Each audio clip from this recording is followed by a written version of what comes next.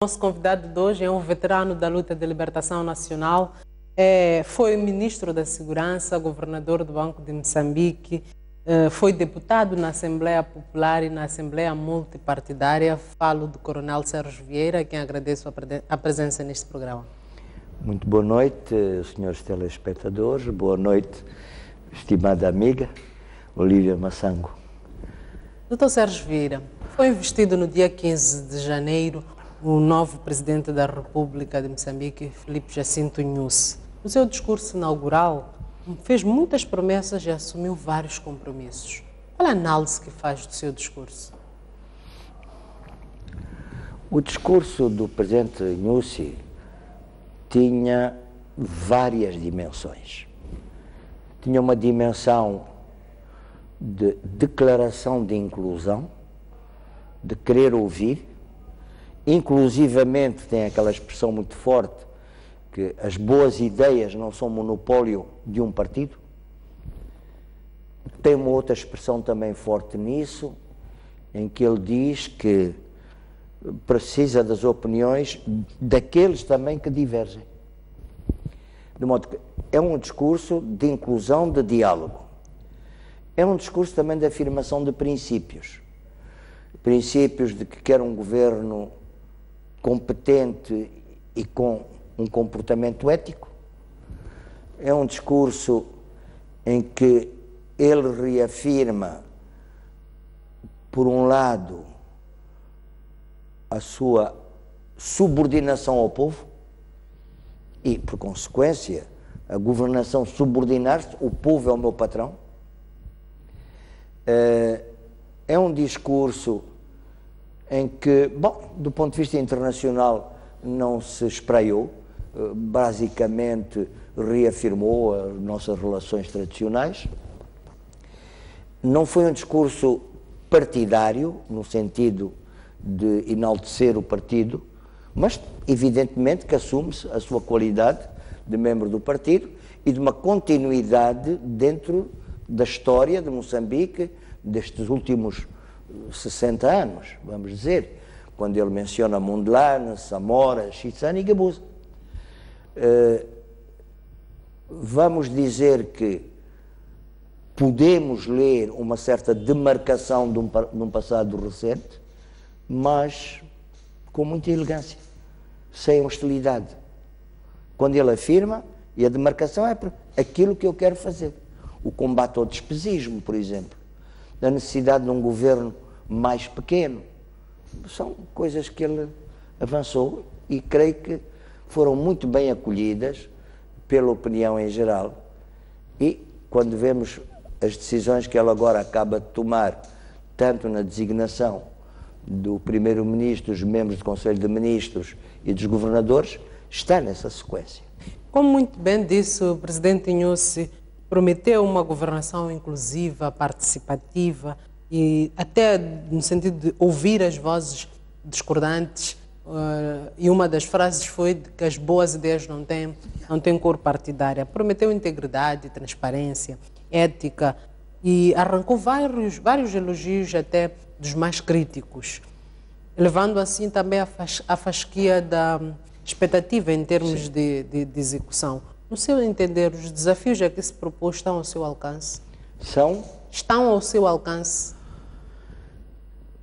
Bom, eu direi que sim e que não. A força de um governante não é apenas das suas ideias. É de todo o apoio que ele recebe da comunidade. Eu vou-lhe dar um exemplo bem conhecido. O presidente Obama, quando foi eleito, recebeu um prémio Nobel da Paz, na base de promessas. Até hoje, Guantánamo está aberto. Não teve a correlação de forças que permitisse, que garantisse a efetivação da sua promessa. Mas compete a nós, moçambicanos, cidadãos, membros ou não membros da Frelimo, mas cidadãos, darmos ao presidente Nyusi o apoio para ele levar a cabo essas promessas que, no fundo, nos tocam no coração e são necessidades absolutas do país. E que desafios concretos terá para a materialização do seu discurso? São muitos os desafios. Vamos dizer, ele pôs a questão do controle dos recursos naturais. Bom, não é uma questão fácil.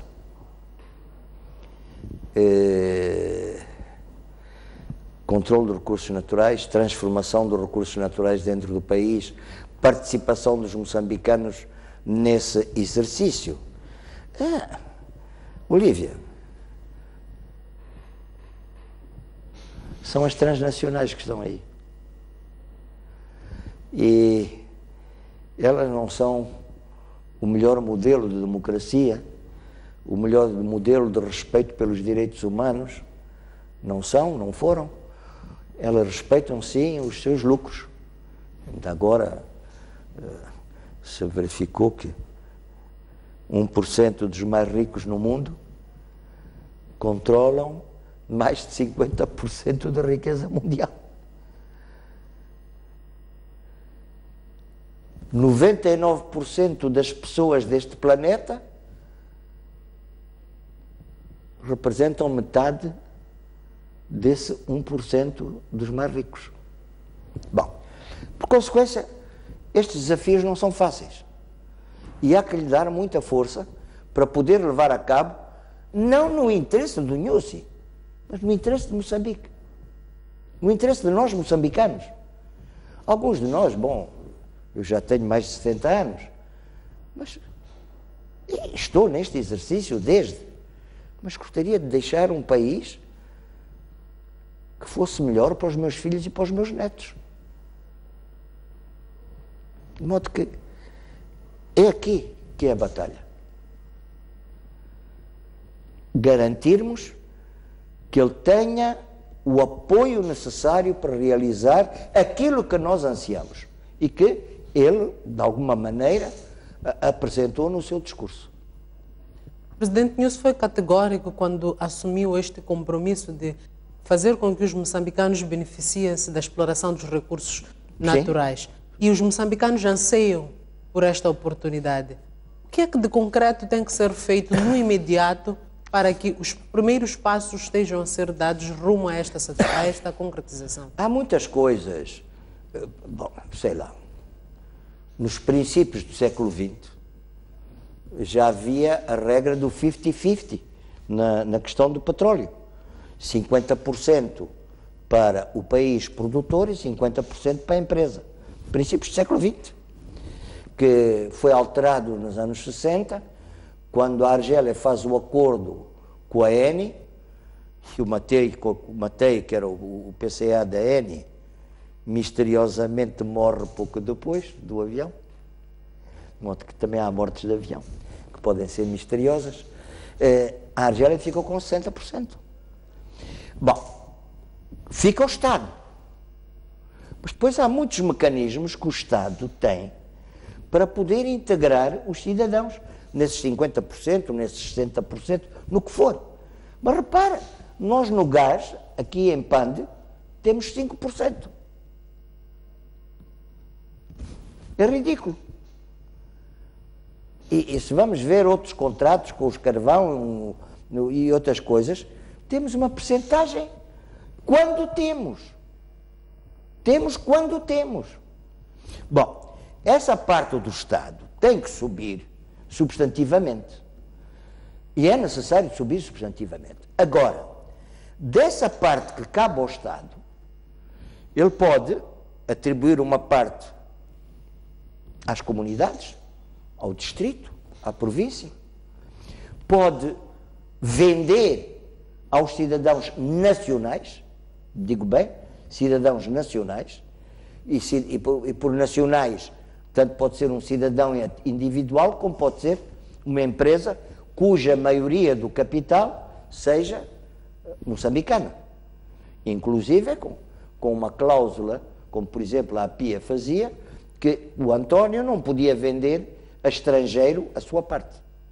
Só podia vender a moçambicano. Bom, São mecanismos para poder integrar. Tomei nota que no discurso que fez segunda-feira, se não me engano, o presidente Nyusi tocou bastante sobre a necessidade da criação e do desenvolvimento de uma camada média moçambicana. Ora, as camadas médias são a coluna vertebral dos países.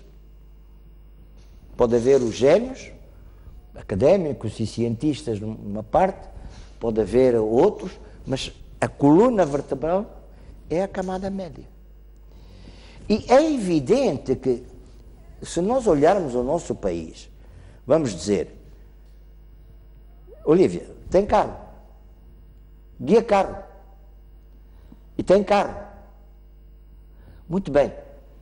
Quantas Olívias tinham carro e guiavam carro em 1975? Do Rovuma ao Maputo. Haveria 100? Está aqui um exemplo nítido. Bom, com mau ou bom nível, neste momento, a frequentar as universidades públicas e privadas no país, há mais alunos, há mais estudantes do que havia em 1974 a frequentarem o ensino primário oficial. Moçambicanos, refiro-me. Alguma coisa aconteceu. Há uma pobreza urbana, há uma pobreza rural, mas há uma evolução muito grande. Do ponto de vista da legislação no que tange à exploração dos recursos naturais, é fraca. É fraca. Não há uma garantia que o Estado tenha uma parte significativa e aquilo que se chama a cláusula de ouro, sem despender um centavo.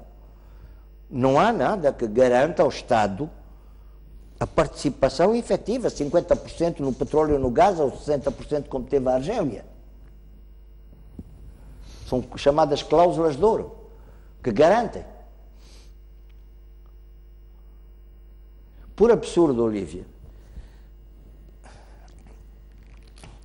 nos acordos sobre o carvão, o GPZ teve os únicos acordos que se fizeram sobre o carvão em que a parte moçambicana, com cláusula de ouro, a cláusula de ouro significa que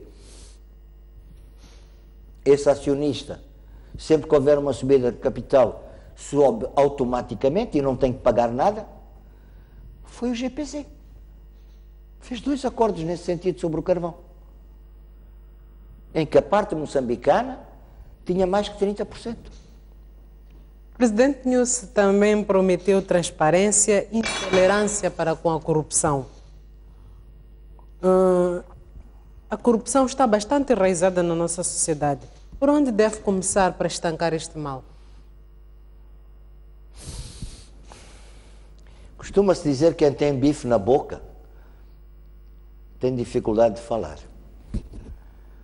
Samora dizia que quando os grandes se corrompem, os pequenos seguem. O fenómeno da corrupção numa sociedade não parte de baixo para cima, do modo geral. Eu penso que, e nisso nós temos alguma consciência, sentimento, e talvez até sentimento de mal-estar, que a nossa sociedade está algo minada. Quando eu leio que um polícia vendeu uma arma, por favor, ou emprestou uma arma para cometer um crime, quando vamos para uma repartição, e no outro dia eu exaltei-me até, porque cheguei lá, então, mas este documento está aqui, a data que devia estar pronto. O chefe está num seminário. Eu disse, é o Estado inteiro que está no seminário? E quantas vezes a gente chega lá e diz, o chefe sofreu uma infelicidade. É o Estado inteiro que sofreu a infelicidade. Para o Estado.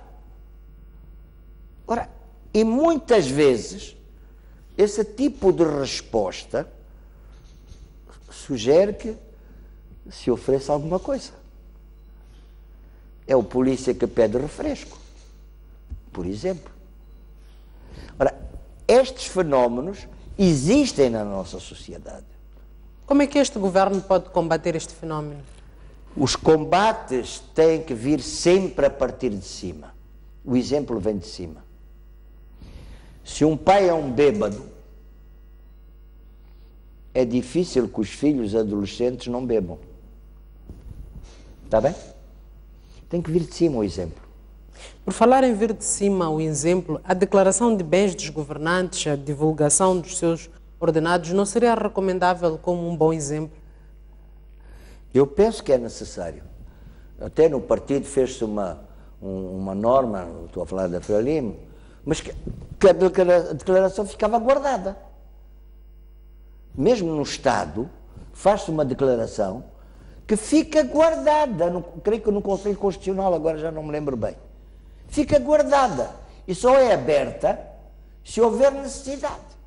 Não, estas declarações têm que ser públicas.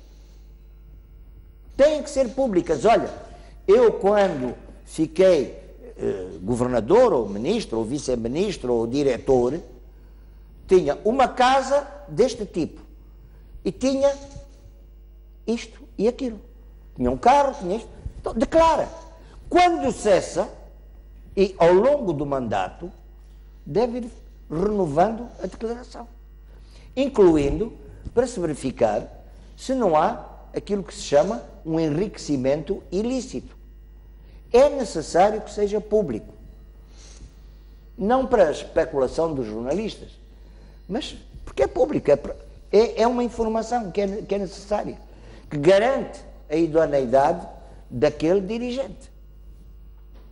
A transparência é fundamental na democracia, principalmente na gestão da coisa pública. O presidente Nyusi convida os moçambicanos a participarem ativamente na fiscalização das atividades do governo. O que é que lhe sugere este convite? É para efetivamente termos um governo transparente? Eu creio que sim. E não é só apenas um governo transparente. Quando o presidente pede a opinião dos que divergem, o que é que ele está a pedir? Não é apenas a transparência. Ele está a pedir um chocar de ideias. E quando ele diz não há monopólio das boas ideias, ele está a dizer alguma coisa.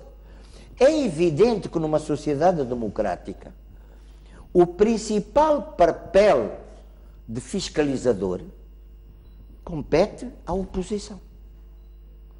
Compete à Assembleia, evidentemente, os órgãos eleitos, porque são os órgãos eleitos. O governo é um órgão nomeado, mesmo nos países em que ele recebe a confiança da Assembleia. Mas compete à Assembleia e, sobretudo, à oposição, a fiscalização. É necessária. Até numa empresa há um conselho fiscal. No sábado foi anunciada a composição do novo governo e a remodelação na estrutura dos ministérios. Os ministros tomaram posse e assumiram o compromisso de servir fielmente a pátria moçambicana, inspirando a confiança do povo. O presidente Nyusi desafia os seus ministros a responderem àquilo que são os anseios do povo de forma realística. O governo do presidente Nyusi estará perto ou longe de materializar as suas promessas? Olívia, tu olha o poder político, a governação. Imagina uma pirâmide com muitos degraus. E, por vezes, degraus com interesses contraditórios, no mesmo degrau. Vamos dizer uma coisa simples. Quero promover o número de mulheres. Há de haver o interesse de dizer, mas e nós que somos homens? Estás a ver? Há estas coisas todas. Então, eu digo, olha, esta pirâmide, e quanto mais se aproxima do topo, mais se aproxima da gestão da pirâmide. Da gestão dos interesses contraditórios que existem na sociedade. Não são contradições antagonistas que as pessoas se matam, não, mas são interesses contraditórios. Ora, esta gestão é muito complexa. Quanto mais a base e as diferentes camadas da pirâmide tiverem um pensamento comum, não é? Mais fácil se torna o topo da pirâmide fazer a governação e a gestão. Por isso é que eu digo que, independentemente da boa vontade de Nyusi e do seu governo, quem tem que dar força somos nós, cidadãos.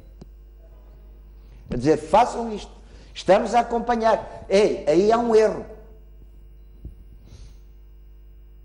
É isso. E que análise é que faz da composição do seu governo e o seu discurso de meritocracia? Eu penso que o governo não traiu as declarações anteriores dele, a composição que ele anunciou. É óbvio que a maior parte, ou se não todos, os membros do governo ou são membros ou estão próximos da Frelimo, mas é muito significativo que, se vamos ver, quantos membros do Comitê Central há no governo. Muito poucos. Da Comissão Política, creio que está o Pacheco e mais quem? Apenas. O Pacheco é o único da Comissão Política. O primeiro-ministro provavelmente seria membro do partido, mas incluindo porque era embaixador, não podia estar em função nenhuma partidária. De modo que é um governo bastante aberto. Vamos ver também o percurso de cada um deles. É um percurso interessante. Uns que vêm da academia, outros vêm da vida profissional. O próprio Nyusi vem da vida profissional. Vinha das oficinas, dos caminhos de ferro. Bom, o Mesquita esteve dos caminhos de ferro, esteve na gestão de portos, esteve, sei lá. O próprio primeiro-ministro esteve na governação da Zambésia, esteve na agricultura antes de ser embaixador, e muitos outros. E muitos outros. Quer dizer, temos um bom leque de calo profissional neste governo. Tal competência. E creio também, e uns vêm, como eu disse, da academia, outros vêm até do setor privado. Maliana agora veio do setor privado, ela era presidente de um banco. É verdade que foi governador do banco e foi funcionário bancário antes, mas agora veio do setor privado.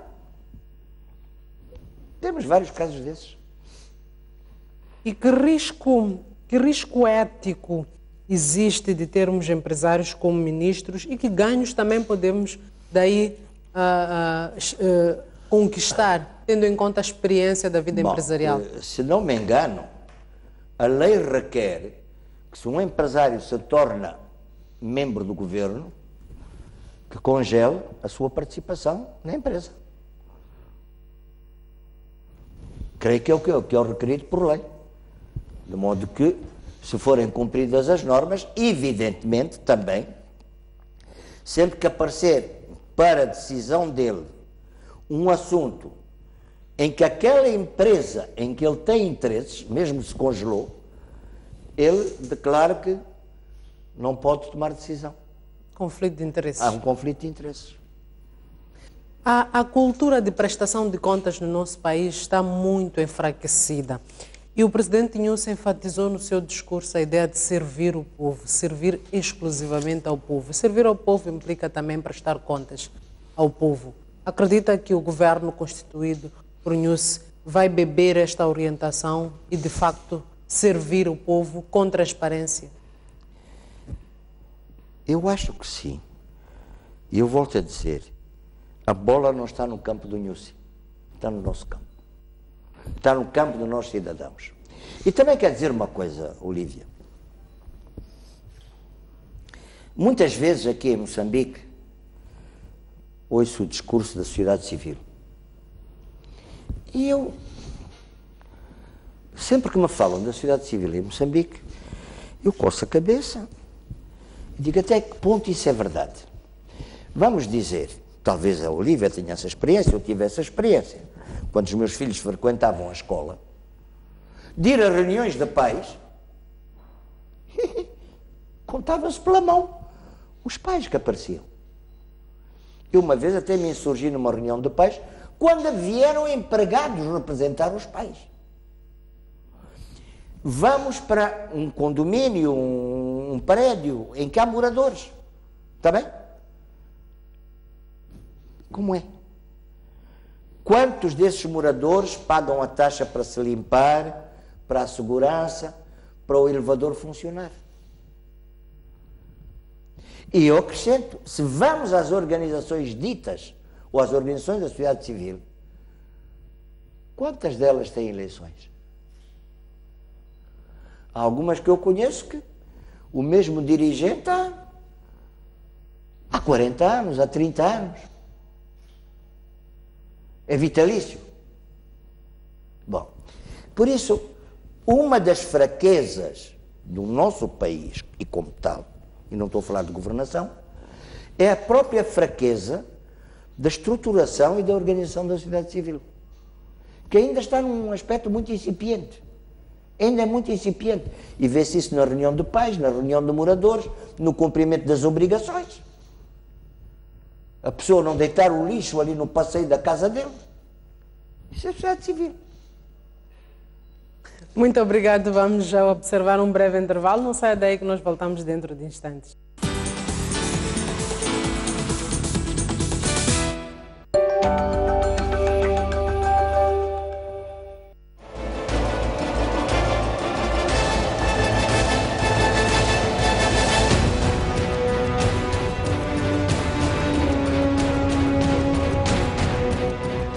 A lei e a justiça andam de mãos dadas no Quid Juris. Seja bem-vindo a mais uma edição do seu programa Quid Juris.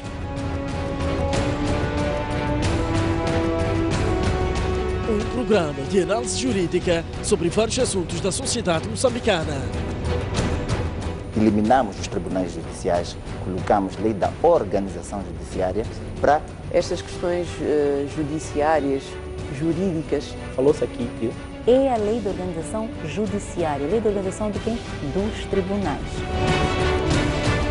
Saiba que as suas dúvidas são respondidas por profissionais credenciados.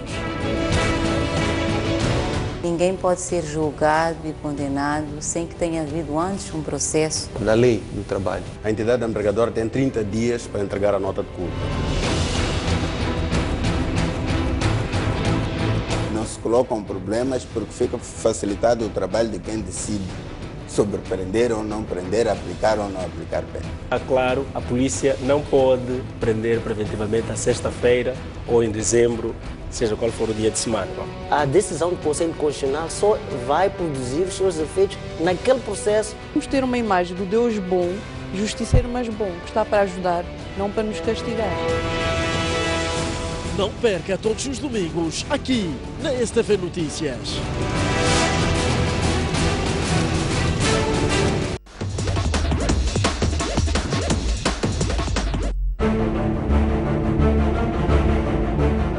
A sexta-feira, a análise dos principais fatos da semana faz-se no Hora Final. Saudações, este é o Hora Final. Ricardo Machava. É necessário cada vez mais se recorrer às penas alternativas. Jaime Macuiane. Até que ponto a gente ia encontrar mecanismos de controlar o nível, diria, de embriaguez na via pública? E Adelson Rafael forma o triângulo mágico do seu ecrã.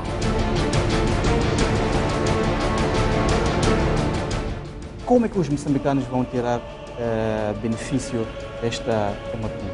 Questionávamos na altura. Não tivemos nenhuma resposta que foi tornada pública. É ver aqui na STV Notícias.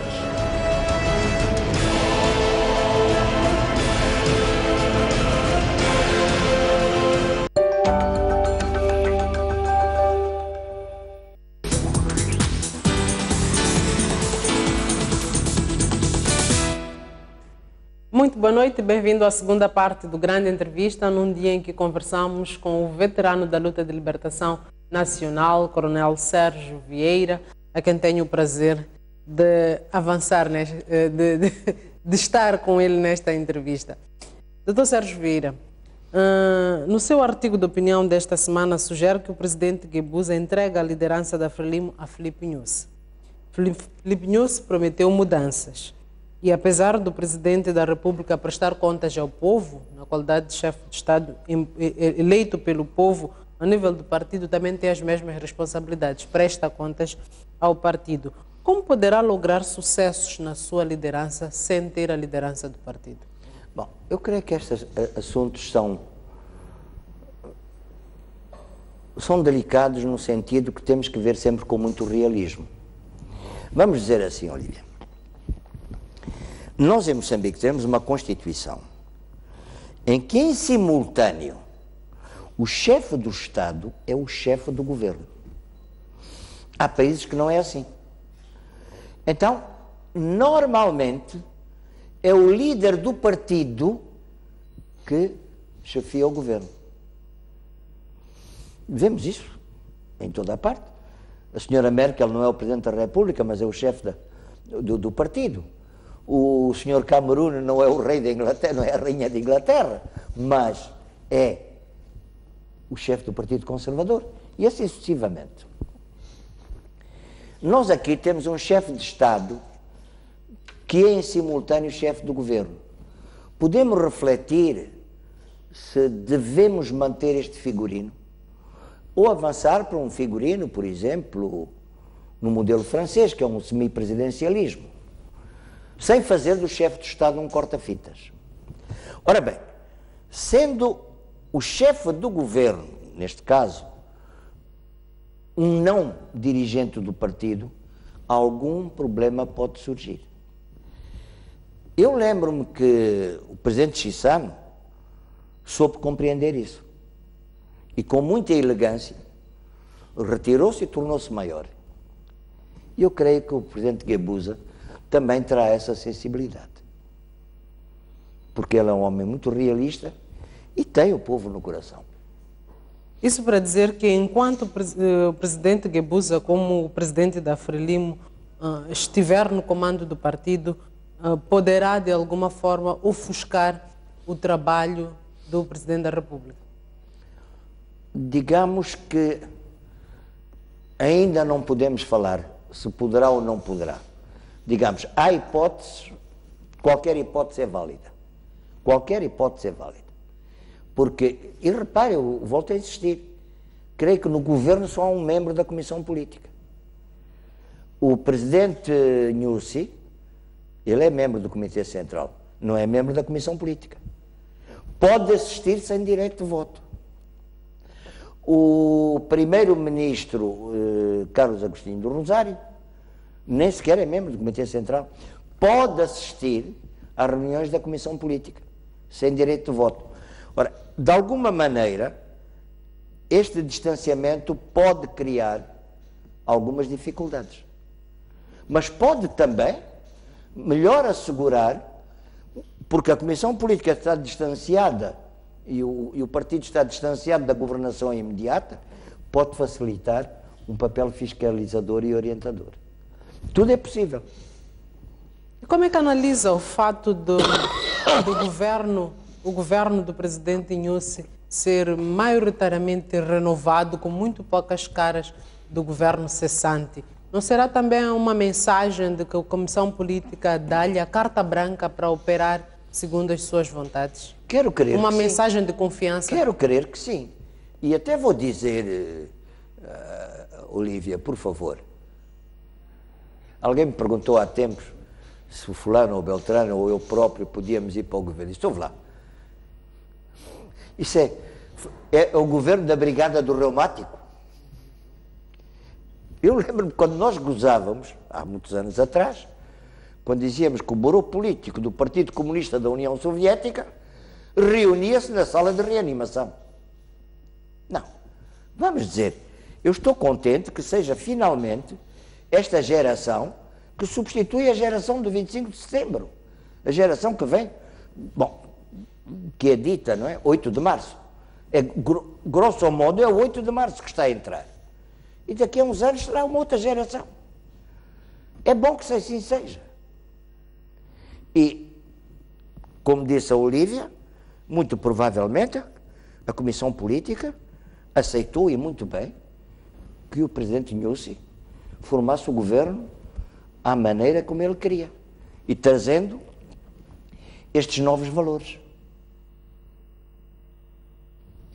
Em relação ao fato de apenas um membro da Comissão Política estar no governo de Nyusi, contrariamente àquilo que se verificava nos governos passados, onde vários membros, ou quase metade da Comissão Política fazia parte do governo. O que isto significa, esta mudança? É ruptura ou continuidade? Penso que não podemos ver em termos maniqueístas, ruptura ou continuidade. Digamos, há uma passagem de gerações. Há um momento em que se passa de um momento para o outro. Destes membros do governo, poucos serão membros do Comitê Central do Partido. Está o Pacheco, que era da Comissão Política, e que tem estado a dirigir até uma operação difícil, a operação de diálogo com a Renamo. Também há que ver isso. Saber dar continuidade àquilo que é fundamental dar continuidade. E trazer novas aspirações. E repare, uma série de membros do governo não eram residentes em Maputo. Estou a ver o meu amigo Ferrão, que vem lá da Unilúrio, e outros. Vêm de longe para cá. Trazem sensibilidades. Nyusi também prometeu redução de custos e despesismo. A redução dos ministérios será um passo para alcançar este propósito? Certamente que é um passo. Não é o passo, é um passo. Ainda há outros passos. Os novos ministérios têm responsabilidades muito condensadas. Yeah. Isto não pode suscitar a criação de gabinetes e, por essa via, manter e elevar as despesas do Estado? Depende da gestão de quem está à cabeça, dele saber como trabalhar. Não é preciso ter gabinetes permanentes, não é preciso ter uma legião de conselheiros. Olha, Olívia, você venha ter comigo hoje. Há este assunto, eu gostaria de ouvir. Eu vi o Samora fazer isso. Não ouvia só membros do governo, chamavam o fulano e o Beltrano. E Samora até tinha o hábito de dizer que gostava de discutir com aqueles que sabiam mais do que ele. E o que é que ele queria dizer com isso? Naquele assunto concreto, o António ou o José ou a Fernanda ou a Rosa sabiam mais do que ele, e ele queria ouvir. Depois, chocava as ideias, discutia com outros e ia elaborando uma decisão. Não é preciso haver gabinetes grandes. Aliás, Samora até dizia, as estruturas devem ser pequenas, flexíveis e operacionais. Pequenas, flexíveis e operacionais. Tocando num outro ponto relacionado também com o atual contexto político, a Renamo não reconhece Filipe Jacinto Nyusi como presidente da República e os seus membros não tomaram posse nas assembleias provinciais, na Assembleia da República. O líder tem feito de forma muito recorrente discursos belicistas, ameaçando dividir o país e até agora tomar de assalto as capitais provinciais. Que consequências políticas podem advir deste descontentamento da Renamo? Bom, eu talvez diria que não estou a ouvir nada de novo. Desde 94, desde as primeiras eleições multipartidárias, em 94, que sempre ouviu o discurso do Sr. Presidente da Renamo, fraude, fraude, fraude. É um disco rachado. Em 94, Havia aqui um tribunal internacional que não respondia perante o governo da Frelimo, não respondia perante o governo moçambicano, foi designado pelas Nações Unidas com juízes profissionais, um deles até era meu amigo pessoal, que eram juízes no Tribunal Internacional de Haia. Não apresentou nada. Constantemente, o discurso de justificação das suas derrotas é fraude. Segunda coisa, eu creio que a Renamo não é realmente um partido. É uma organização à volta de uma pessoa. De tal maneira